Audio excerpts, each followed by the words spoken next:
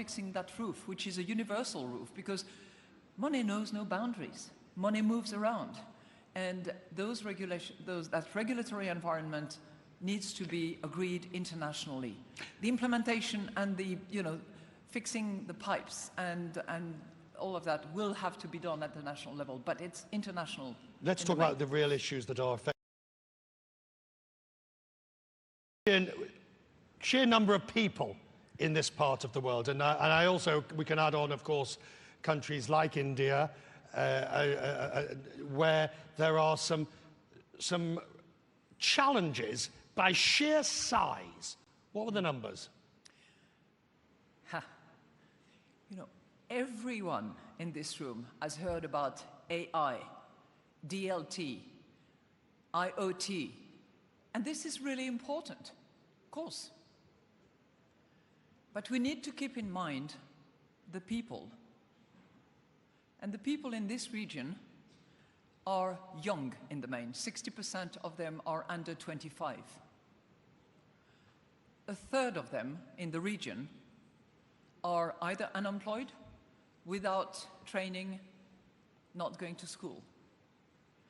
60% of the people in this region believe that you get to where you want to get because of whom you know, not what you know. And 40% of the young people in this region believe that societies are not going to offer them jobs. And I think we need to focus our mind on that, because it's not just today's problem, it's going to be tomorrow's problem as well, with 5 million new young people coming to the market every year for the next 5 years. So all this wonderful and exciting stuff about AI, Internet of Things, distributed ledger technologies, need to be geared towards not the billionaires of tomorrow, not the low number of people who will be employed to make that new game, but how will it be introduced in our economies to support the young people of tomorrow?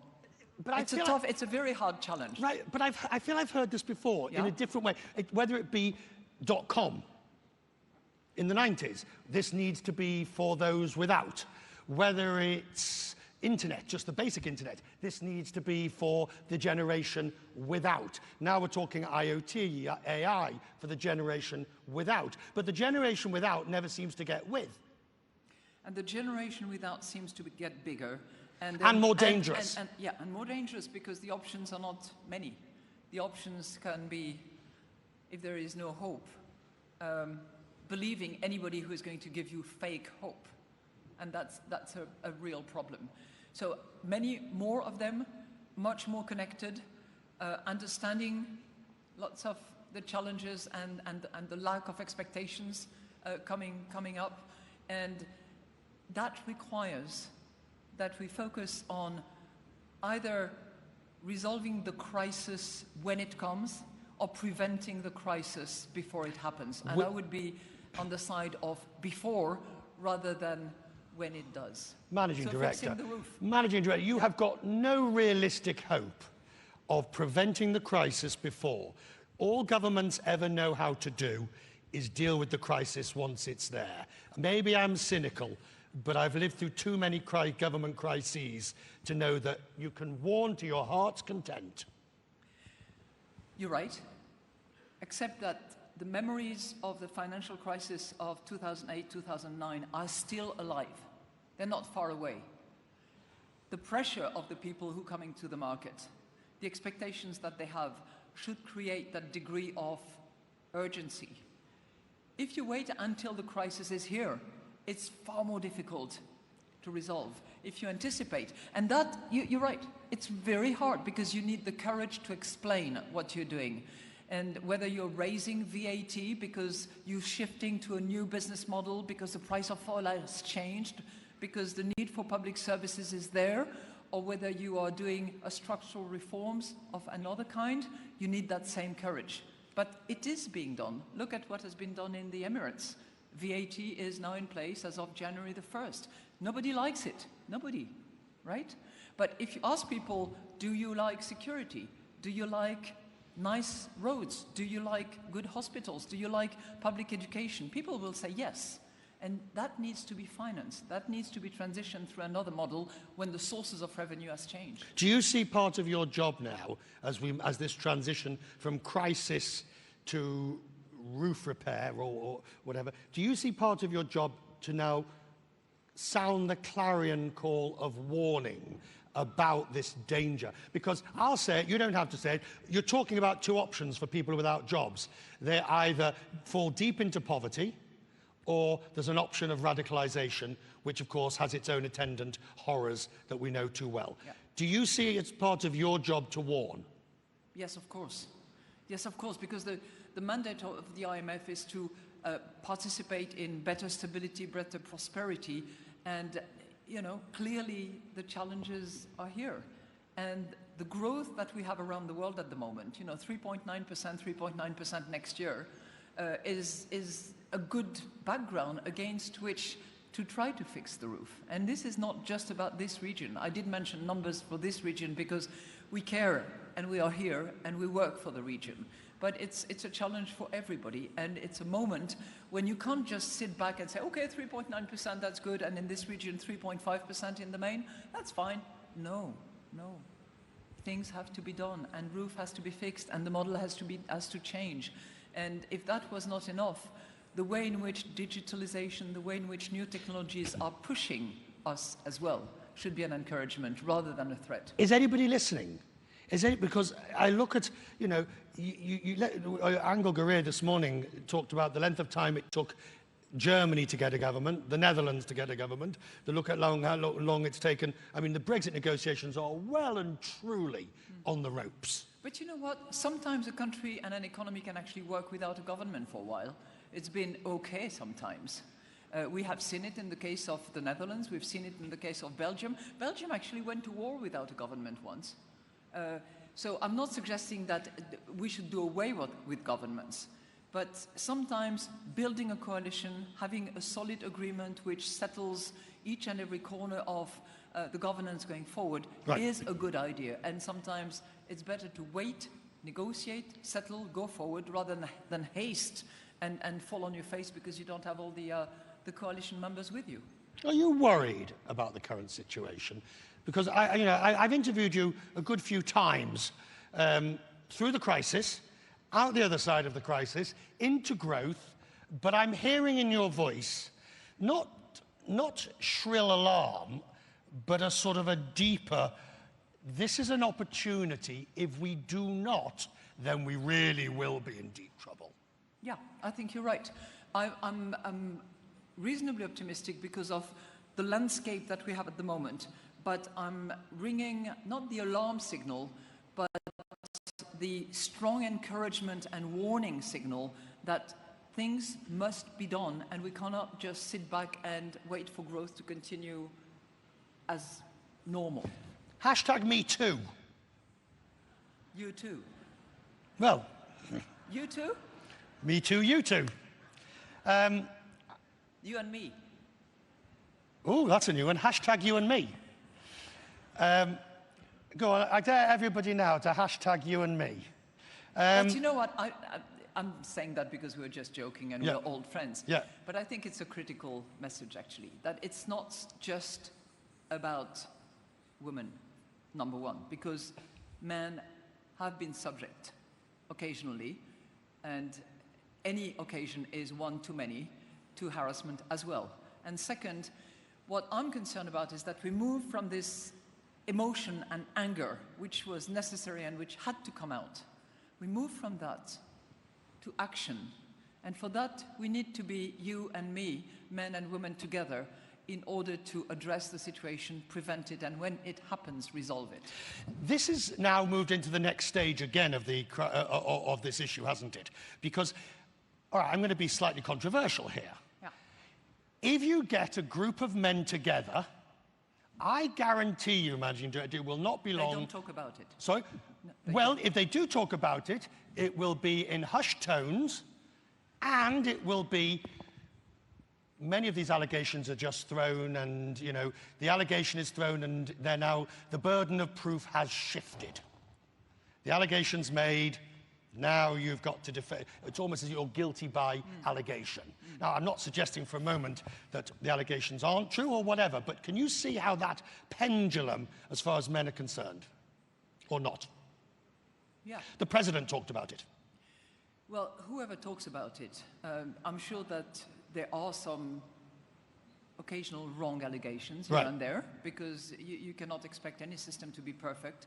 But in the main, there were lots of true allegations that didn't come up, that didn't come through, that were not picked up by societies as they operated. So that's we need to pay attention to the 80%, which are the true allegations, and again, for which I think we need to move into action. And but what does that mean? What does that mean in reality, action? Oh, I'll tell you. Please. I'll tell you what we are doing at the IMF, because I'm fine giving general principles, but I think unless you prove what you say, you haven't advanced the debate. What we have at the IMF is a system where we have mediator, ethic advisor, diversity officers. They stand outside the normal hierarchy and they report directly to me. In addition to that, and that's a recent system that we've put in place peer for respectful workplace. And those members of staff are anywhere in the organization. They are trained to listen, to have the ability and the patience to let those emotional plea get out to the surface, and people are able to get it out of their system. They are outside the hierarchy. They are there to help, to mediate, to find solutions. They are not within the normal reporting lines, and they can go to you if you are the boss and say, we have an issue, we need to sit down. And the expectation is that you sit down, and if you don't, I know about it, and we just simply don't tolerate it. How do you ensure that that policy survives, not just this week and next week while #MeToo is still around, but is still valid? When I'm gone. Well, you put it more... That's what you had in mind, come on. If you wish to put it in such terms, yes. It has to be part of the culture. It has to be, it is in the institutional lines and principles that we have, but it's in people's head that things have to change. And I'm blessed at the IMF that men and women are endorsing that, and we have men and women who are playing that role in the various departments. We are a small institution. We do not claim that we can resolve these issues on a worldwide basis, but in every company, in every institutions, you need to invent the system that is going to work so that people are respected, so that people can have their space. And I'll give you an example. We employ people from 150 different nationalities. The private space of a Japanese young economist, female, is going to be different from the private space of an Argentinian economist or from a Scottish economist. It's a different culture, it's a different environment, and we need to be attentive to that, and we need to respect that, because it's part of everybody's culture and it enriches the whole. In the space of 15 minutes, we have just talked on 3 areas, all of which will require major change. First of all, you talked about need for change from entities to activities. Then you talk about change of structural reform. Now you talk about change, big cultural change on Me Too. What keeps you going? I mean, you're not just trying to change to continue the house analogy, you're not just changing the light bulbs and the drapes. You're trying to do major reforms. What keeps you going to do this? Because this is root and branch stuff. What keeps me going is often the young people, the young women who look up to me and say, we need you to continue to raise our voice and to publish studies and to do the analytical work and to provide the data that can be trusted. What keeps me going is my children, who are innovative, inventive, and who are still in the process of finding their space in the world. But it's generally, what we can live for them, what we can help them with, how we can help them accomplish what they were blessed with and can accomplish in their life. So that keeps me going. But it's the temptation to go for the low-hanging fruit, I mean, it's like His Highness has done here. Going for the big stuff, the major reform that's going to change a society for the next generation and beyond. That's the difficult part. But you know what? The major reforms that will change society for the future are all composed of multiple small things that all need to move as well. You don't resolve the huge problem with a huge Big Bang reform. You reform it by dissecting it into small pieces and then addressing each and every segment of the problem. And that takes time and courage. And I think that there are places in the world, and the Emirates is certainly one. If I look at the numbers of women in higher education, women in STEM, if I look at the progress of digitalization, when I look at the incubators, when I look at the focus on innovation, this is not one big thing. It's multiple channels of changes that are taking place and that are being advocated. And I'm not suggesting that everything is perfect, no. But I think that problems are resolved bit by bit and by sort of segmenting them. Ladies and gentlemen, time and courage, and I think that we can all do one thing. I shall hashtag you and me. Okay, I'll join. Ladies and gentlemen, the Managing Director of the IMF. Thank you. Good to see you.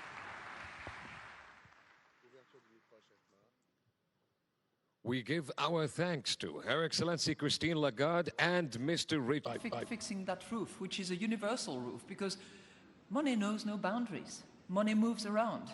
And that regulatory environment needs to be agreed internationally. The implementation and the, fixing the pipes and all of that will have to be done at the national level, but it's international. Let's talk about the real issues that are affecting. Sheer number of people in this part of the world, and I also, we can add on, of course, countries like India, where there are some challenges by sheer size. What were the numbers? Everyone in this room has heard about AI, DLT, IoT, and this is really important, of course. But we need to keep in mind the people. And the people in this region are young in the main. 60% of them are under 25. A third of them in the region are either unemployed, without training, not going to school. 60% of the people in this region believe that you get to where you want to get because of whom you know, not what you know. And 40% of the young people in this region believe that societies are not going to offer them jobs. And I think we need to focus our mind on that, because it's not just today's problem, it's going to be tomorrow's problem as well, with 5 million new young people coming to the market every year for the next 5 years.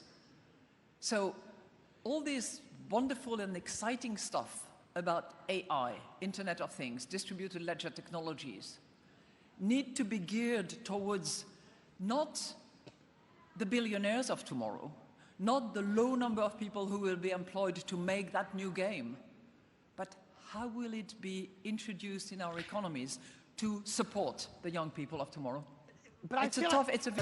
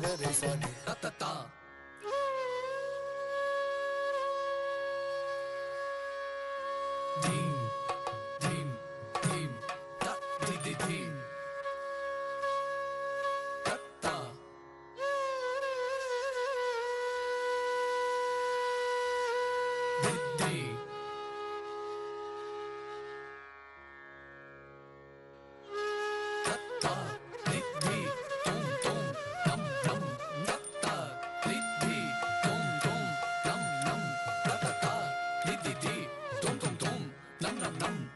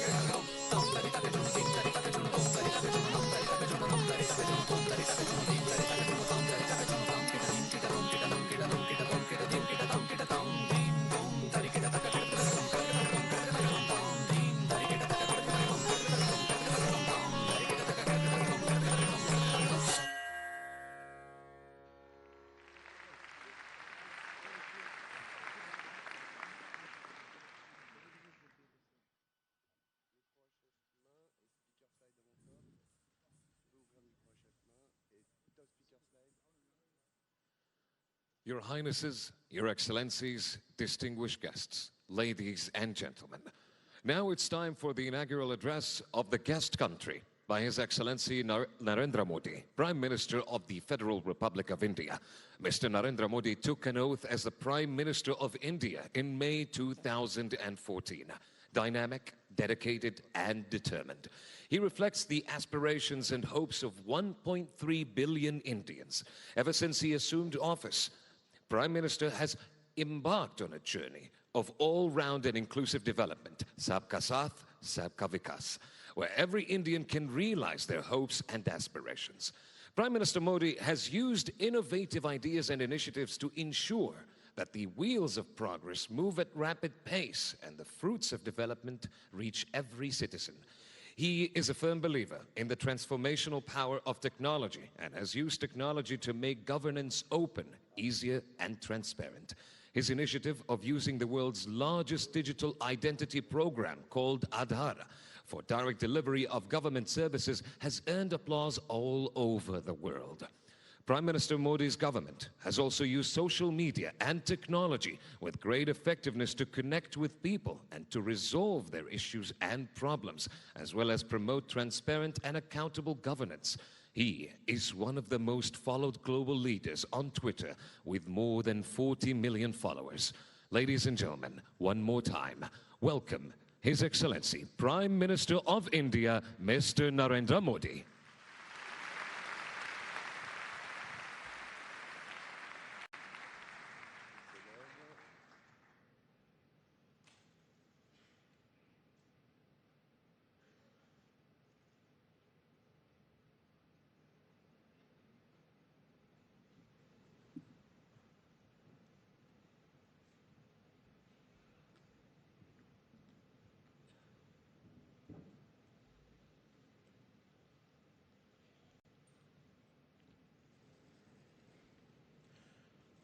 संयुक्त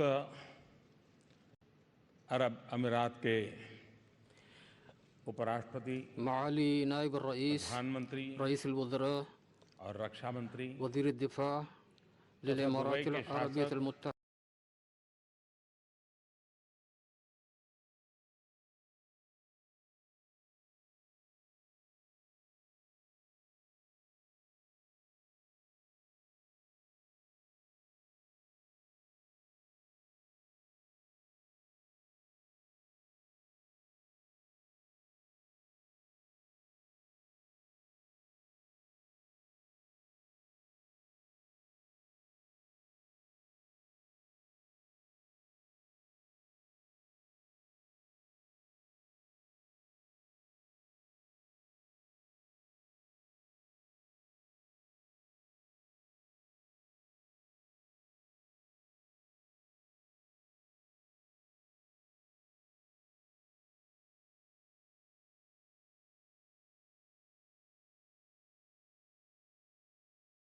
تموني أحر ترحيب world government summit के इस छठे وفي संस्करण هذه में الدورة मुझे السادسة मुख्य अतिथि का للقمة और العالمية भारत को للحكومات सम्मानीय अतिथि देश का تلقيت सम्मान شرف दिया। الدعوة كضيف ये رئيس मेरे लिए ही والهند नहीं, كبلدي भारत के 700 करोड़ كضيف लोगों के شريف लिए गर्व और बहुत ही प्रसन्नता وإن का विषय هذا الأمر باعث للفخر والسعادة ليس بالنسبة لي فقط आपका हृदय से धन्यवाद देता हूं। وإنما للمواطنين प्रधानमंत्री के रूप में الهنود البالغ पहले भी عددهم कई बार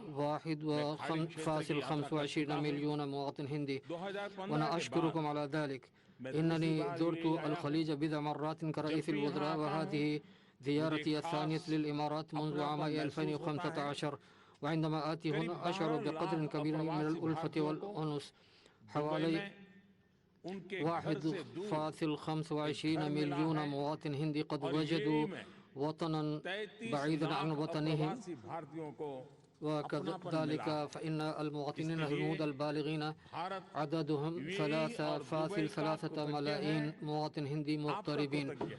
ولهذا الأمر إن الهند मैं ممتن आपको और للغاية सभी للإمارات दुबई वासियों المتحدة को ودبي وكذلك अमीरातियों को لكم भारतवासियों की ओर से إنني أنقل التحيات धन्यवाद والتمنيات और الطيبة शुभकामनाएं देता हूं। إليكم جميعا Friends, أصدقائي في الإمارات من الشعب الهندي विकास के लिए أصدقائي टेक्नोलॉजी के इस्तेमाल में دبي مكان दुबई अपने आप में لا يوجد له مثيل فيما يتعلق بوضع التكنولوجيا في خدمة التنمية. रेगिस्तान की هنا रेत को قد تحولت الرمال सुनहरी الصحراء समृद्धि में बदला إلى गया है. الذهب الخالص. एक मिरेकल إن هذه और المعجزة चमत्कार को साकार किया है. قد تم تحقيقها في هذا المكان. आज के दुबई में وراء الازدهاد आकाश الكبير की في ऊंचाइयों دبي तक اليوم पहुंचते वैभव के पीछे وكذلك और भविष्य की कल्पना के وراء पीछे وعد एक المستقبل विजन है يوجد هناك और رؤية संकल्प भी है. وعزم قوي उसके पीछे وهو مدعم Technology, بالتكنولوجيا والابتكار enterprise है. وحب المغامرة. इसकी झलक मैंने कुछ وإنني देर قد पहले شهدت ملامح म्यूजियम ऑफ द ذلك फ्यूचर में भी देखी. قبل قليل في वे متحف المستقبل. टेक्नोलॉजी में सफल प्रयोगों को إن लैब الإمارات तक सीमित नहीं रहने दिया है. لم تدع उसका जीवन में التنمية उपयोग हो, التقنية الناجحة इसका जीता لكي जागता تبقى उदाहरण محصورة في المعامل मुझे والمختبرات. मजदार में देखने को إن मिला. التكنولوجيا قد تم تطبيقها لكي يتم استخدامها في العالم الحقيقي. टेक्नोलॉजी का प्रशासन के إن क्षेत्रों में इंक्यूबेशन المشروعات और ऐसे مثل अनेक حاضنات प्रयास التكنولوجيا في भविष्य का مجال الإدارة عن طريق دبي فيوتشر اكسلريتر इन प्रयासों की تأخذ ऊर्जा هذا بالاعتبار उनके إنها के बारे में تجعل المستقبل केवल مغريا सुनने للغاية. से व्यक्ति إن प्रभावित हो सकता है. السماع عن الطاقة लेकिन والدينامية لهذه रूबरू الجهود هو देखने से एक شيء नई مثير प्रेरणा بدون मिलती شك. है, नई ऊर्जा मिलती है. ولكن هذه تجربة مختلفة देखते أن हुए يشهد الإنسان بعينيها उचित ही है هذه कि التجارب वर्ल्ड وهذه गवर्नमेंट التنمية. समिट ولذلك दुबई में فإنه من आयोजित होता الأنسب है أن دبي और تستضيف टेक्नोलॉजी एंड القمة डेवलपमेंट العالمية विषय पर लلحكومات. ये विशिष्ट समागम وفي هذه इस إن समिट هذه के الدورة अंतर्गत हो السادسة रहा. للقمة العالمية Friends, للحكومات पृथ्वी पर قد اعتمدت मानव की यात्रा التكنولوجيا में والتنمية विकास के كمحورها हर छोटे الرئيسي. बड़े मुकाम पर أصدقائي टेक्नोलॉजी की छाप है. إن رحلة 200 الإنسان साल حافلة पहले بالإنجازات والتنمية. विश्व की लगभग وإن 1 كل معلم बिलियन صغير आबादी का وكبير اجتازها الإنسان 94% يحمل हिस्सा بصمات التكنولوجيا गरीबी حوالي में रहता. 200 سنة. إن تعداد आज السكان हालांकि للعالم كان بليون जनसंख्या مليار نسمة 94% كانت تعيش यानी 7 أوضاع गुने से الفقر. भी ولكن ज्यादा है. اليوم لو أن लेकिन इस تعداد आबादी السكان का هذا قد ازداد 7 करीब مرات 9.5% ولكن 9% فقط يعيش تحت 200 خط साल الفقر. पहले قبل 200 हमारी سنة औसत उम्र إن معدل العمر 30 المتوقع साल से भी कम للإنسان كان أقل من 30 अब سنة. यह ولكنه 70 الآن वर्ष قد أصبح यानी 70 2 سنة गुना से भी أي ما ज्यादा है. يزيد पिछले मात्र 25 वर्षों में ب2.3 مرة. माताओं في की الأعوام मृत्यु दर 25 यानी الماضية في मैटरनल الهند मोर्टेलिटी كان معدل الهلاك بين الأمهات في الهند तिहाई हो قد गई شهد है الهبوط और إلى दुनिया ثلث. भर में وفي العالم लगभग هذا आधी قد أصبح نصف. स्टेम सेल्स और إن रीजनरेशन टेक्निक التقنيات الخاصة जैसी بالخلايا वैज्ञानिक الجذعية उपलब्धियों ने وتجديدها कठिन बीमारियों के इलाज لا का ही تحمي नहीं الإنسان فقط बल्कि بالأمراض المعقدة अंग भंग के भी उपचार का ولكنها रास्ता تجدد दिखाया. الأعداء المفقودة मौसम के وغيرها من पूर्वानुमान الأطراف. से إن किसान التنبؤات عن अपनी फसल التقلبات बचा الجوية और قد बढ़ा सकता. مكنت الفلاحين लाखों من करोड़ों को حماية المحاصيل डिजास्टर الزراعية मैनेजमेंट के जरिए बचाया जा सकता है. وبإمكان التنبؤ عن सकता है कि إدارة الكوارث يمكن भविष्य में حماية. टेक्नोलॉजी हमें وربما في المستقبل भूकंप إن जैसी التكنولوجيا आपदाओं قد का تمكننا من التوقع पूर्वानुमान भी والتنبؤ संभव عن कराएं. الكوارث الطبيعية مثل संक्षेप में الزلازل.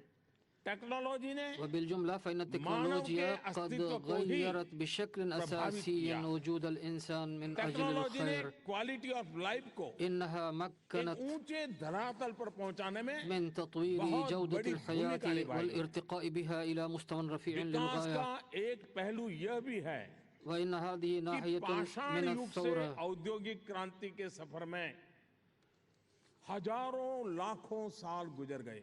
كما نعلم إن उसके बाद الرحلة من संचार من क्रांति عصر الحجر إلى الثورة الصناعية قد أخذت مئات ألوف سنة. وبعد ذلك أخذت ثورة الاتصالات 200 سنة. कुछ ही ثم सालों में الثورة तय हो गया. الرقمية حصلت وحدثت بعد أعوام قليلة للغاية. إن التكنولوجيا تتغير بسرعة الخيال والتصور،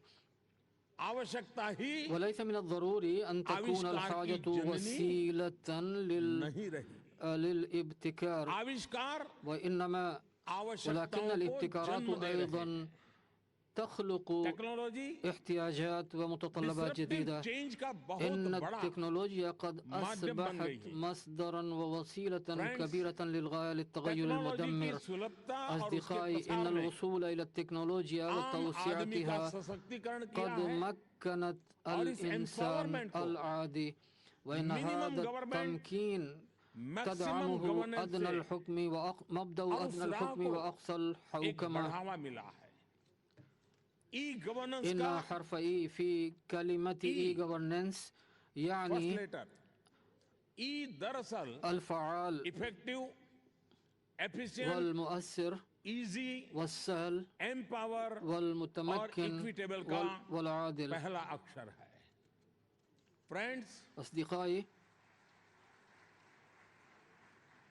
2000 वर्ष से भी पहले قبل 200 سنة، भारत के एक महान चिंतक قبل 2000 سنة، और स्ट्रेटेजिस्ट إن الفيلسوف الاستراتيجي الكبير للهند كوتاليا अर्थशास्त्र की रचना وضع करी। علم الاقتصاد، अन्य ومن विषयों के بين अलावा الأمور उन्होंने الأخرى प्रशासन की إنه जिम्मेदारी ذكر बताई और उन्होंने कहा أن مسؤولية राज्यो الحاكم ही व्रतम उत्थानम, यानी सरकार को مسؤولية الحاكم शासक को هي विकास के أن लिए व्रत लेना يعمل चाहिए। على إيجاد التنمية. मेरे विचार से وفي رأيي सरकार की एक बड़ी إن भूमिका إحدى أهم المسؤوليات للحكومة هو ضمان أن قدرة التكنولوجيا تستخدم لتنمية كل شخص، وإن هذا الاستخدام يأتي بخدمات للمواطنين بسرعة وسهولة.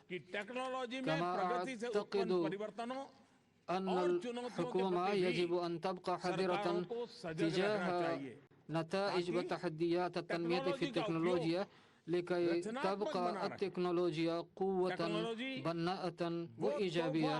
إن التكنولوجيا هبة دليل استخدامها لا يتحدث شيئا عن القيم الخلقية، ولهذا السبب فإن الإنسان قد بدأ يحول أدوات التقدم أحيانا إلى أدوات التدمير. إن إساءة استخدام الفضاء السبرياني من قبل بدعة عناصر للتطرف مثال لذلك، هو مثال لإساءة استخدام التكنولوجيا. على الرغم من كافة التقدم إلا أن الفقر وإساءة التغذية لم يتم إزالتها تماما. وفي الوقت ذاته فإن قدرا كبيرا من الأموال والوقت والموارد تكرس لزيادة المدى والقدرة المميتة للصواريخ والقنابل. علينا أن نبقى حذرين لكي نقوم باستخدام التكنولوجيا للتنمية وليس للدمار. فيجب أن تدعم التكنولوجيا القدرات الطبيعية للإنسان ولا تقللها أو تغيرها. أصدقائي، في بعض الأحيان يبدو لي أن الإنسان يرتكب خطأ جوهريا لاعتماد التكنولوجيا كوسيلة للدخول في الصراع مع الطبيعة والانتصار عليها، وسيكون لهذا ثمن باهظ. بالنسبة لمستقبل الإنسان نحتاج أن نقوم بالرحلة على الشوارع والتعايش السلمي لا إلى الصراع. إن الهند قد أظهرت طريق التعايش السلمي مع الطبيعة وأيضا للعيش الصحي عن طريق نظام متوازن مثل يوغ. وإن هذا الهدف يتضمن 6 خطوات تبدأ بحرف R في اللغة الإنجليزية، وهي تعني تخفيف وإعادة الاستعمال وإعادة التدوير وإعادة التصميم والاستعادة وإعادة التصنيع. ومن خلال هذه الخطوات سنصل إلى الغاية التي تتمثل في السعادة والهناء. أصدقائي، إن الهدف الحقيقي لوجود البشر على وجه الأرض ليس السعي للرخاء فحسب، بل للسعادة والهناء أيضا. ويفيد مثال هندي قديم أن القناعة هي أسمى أنواع الأشكال للثروة البشرية، وإن نهجا شموليا ومتوازنا إلى جانب القناعة إنما هو جزء لا يتجزأ عن تحقيق السعادة. صاحب السمو بإنشاء وزارة الإسعاد ووزارة المستقبل إنكم أدركتم أهمية هذه الفكرة البشرية.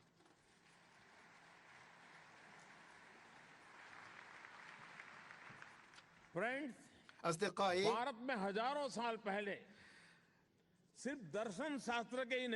في الهند قبل ألوف من السنوات هناك كتبت صفحات وأبواب للعلوم والتكنولوجيا، سواء كانت هو الصفر أو الهندسة أو النظام العشري أو الأرقام العربية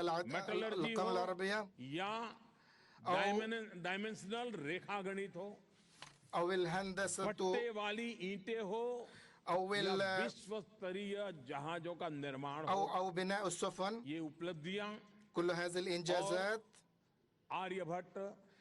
قام بها آريا بهت، برهمغوبتا وسوشرت وشرت، مثل هؤلاء العلماء والخبراء الذين قدموا إلى البشرية جمعاء، ليس فقط للهنود، لتنمية البشر، وهي متاحة للجميع. أصدقائي، اليوم هناك تحديات كبيرة: الفقر والعطالة والتعليم والإسكان والكوارث البشرية، ويمكننا التغلب عليها بتنمية الجميع وتحقيق الرخاء والسعادة للجميع. ولذلك تعمل حكومتي على مع الجميع والعمل للجميع، لهذا الهدف نقوم باستخدام التكنولوجيا ونستخدمها لجلب وتحقيق الشفافية في المجتمع وتمكين المرأة ومشاركة الشعب في العمل الحكومي. كل هندي وفر لكل هندي رقم موحد مبني على بصمات الأصابع، وهو نظام فريد من نوعه وأكبر في العالم. وهذه الهوية الرقمية تم ربطها بالجوالات والحسابات البنكية، وتم تزويد المنافع والإعانات الحقوقية إلى المستفيدين بشكل مباشر. وبهذا تم توفير 8 مليار دولار تم توفيرها ومنعها من الوقوع في أيدي غير المستحقة. المدفوعات الرقمية والمدفوعات غير النقدية باستخدام التكنولوجيا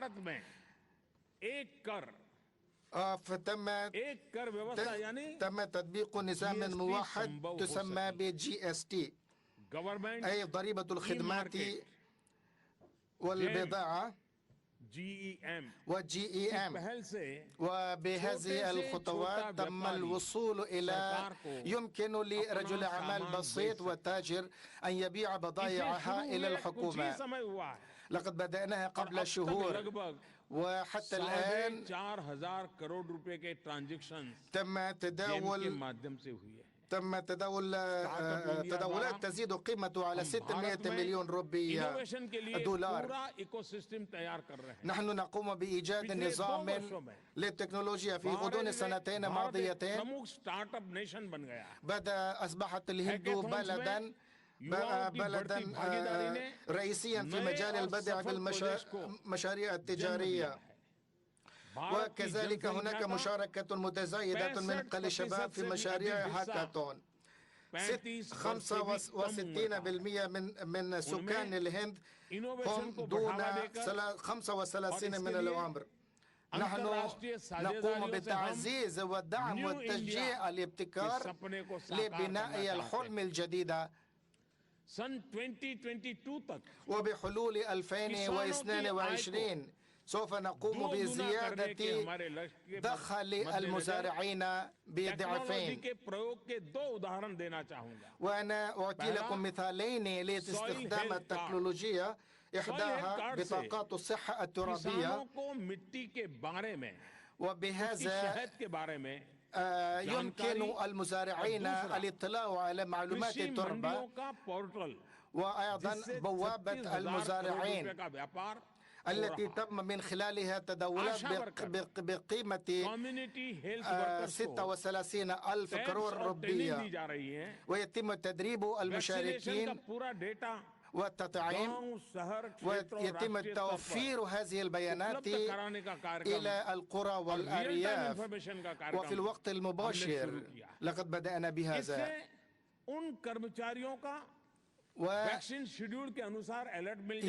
وبهذا يحصلون على معلومات عن جداول التطعيم، والتي هي متوفرة بكلفة قليلة. وهذه البرامج مفيدة جدا للدول النامية. الأصدقاء، منذ العصور القديمة فإن الشمس تحتل مكانة مركزية في الثقافة الهندية التي تفيد سوريا أتمات جغت سيستم، التي تعني أن الشمس هي روح العالم. نهدف إلى تحقيق إلى إنتاج طاقة متجددة بقيمة 175 جيجا وات حتى بحلول عام 2022. لقد تجاوز 62 جيجا وات من الطاقة المتجددة. وإن مبادرة الهند بتشكيل التحالف الشمسي الدولي إنما عبارة عن ربط الدول حتى يمكن الاستفادة للدول التي هي لا تتمتع بالمصادر التكنولوجية والمالية الوافرة. قامت الحكومة أيضا بتوزيع ما يزيد عن 280 مليون لمبات LED في غضون 3 سنوات، وهذا نتج في توفير ما يزيد عن 200 مليار دولار. وأعتقد أن الثورة التكنولوجية المقبلة سوف تتعلق بتخزين الطاقة الشمسية. ونظرا إلى أهمية التنمية المستدامة والمتوازنة، يجب على كافة أصحاب المصلحة العمل معا. أصدقائي، في الشهر الماضي فإن برنامج القمر الصناعي الهندي تجاوز رقم 100، وإن إنجازات الهند في مجال الفضاء يتم بتكلفة أقل مقارنة ببقية الدول. وإن بعثة الهند مهمة الهند الوصول إلى المريخ قد تمت بتكلفة أقل من إنتاج فيلم هوليوود. إذا أخذتم تاكسي تتجولون في المدينة في كل كيلومتر، فإن أجرة السفر بالتاكسي ستكون أكثر من 10 روبية، ولكن كلفة الوصول إلى المارس كانت 7 روبية في كيلومتر فقط.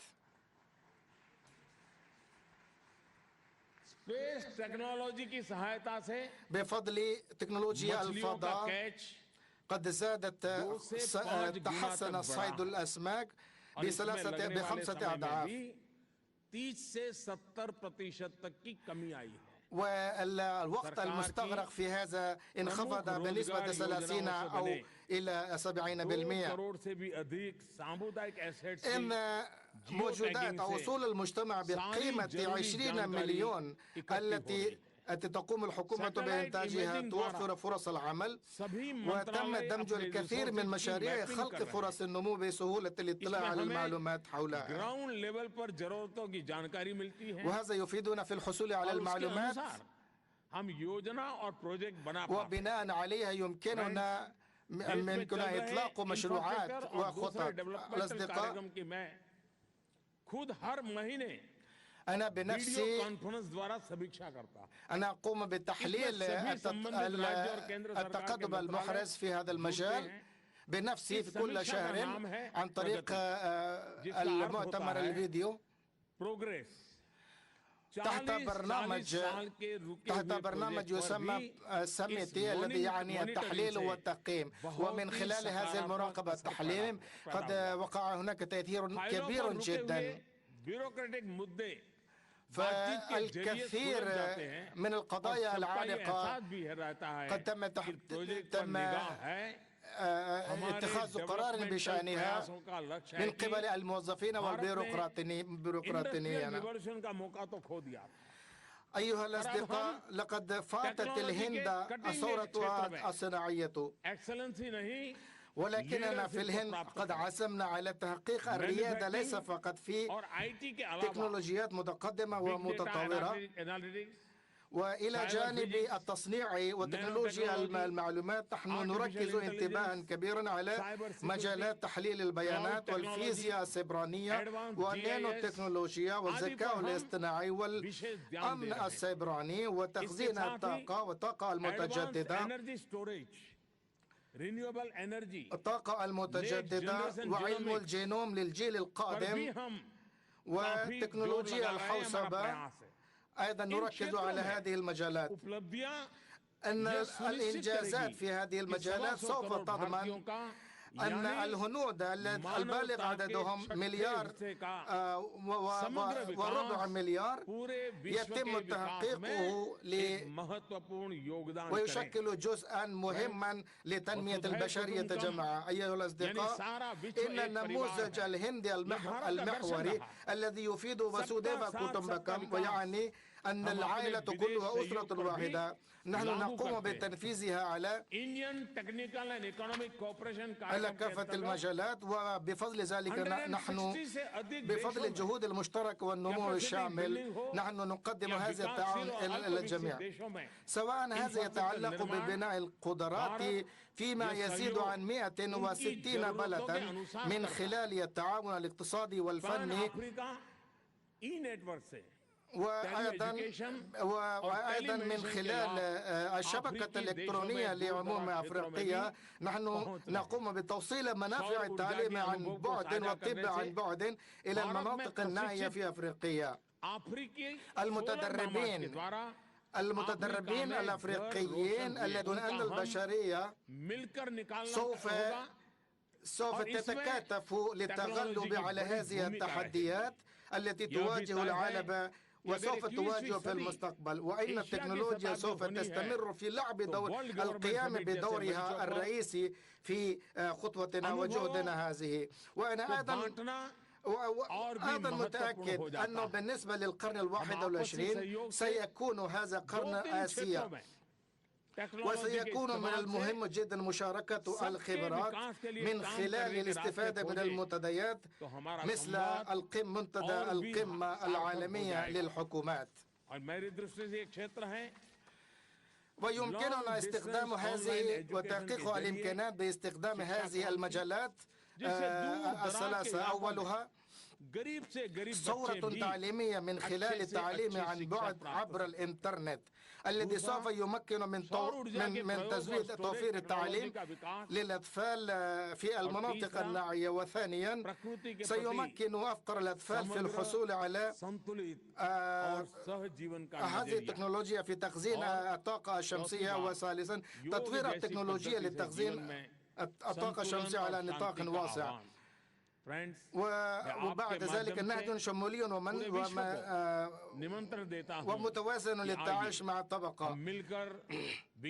أيها الأصدقاء، أنا أدعوكم جميعا للعمل سويا لربط العلوم مع التكنولوجيا والتنمية بشكل أوثق وأقوى بمستقبل البشرية الذهبي، لنعمل معا للقضاء على الحرمان والاستغلال السائد منذ قرون عديدة. أيها الأصدقاء، لنسعى معا لتحقيق مثال وهو سائد منذ آلاف السنين، وهو لندخل الضوء من الظلام. وأنا متفائل أن هذه الدورة للقمة ستتمخض عن مداولات مثيرة ومثمرة وحاسمة بشأن كيف يمكن التكنولوجيا والابتكار صناعة مستقبل الحوكمة والتنمير. مرة أخرى أشكركم لإتاحة هذه الفرصة ليتحدث إلى هذا الحضور المميز ومشاركة آرائي وأفكاري معكم. شكرا جزيلا ونمسكار.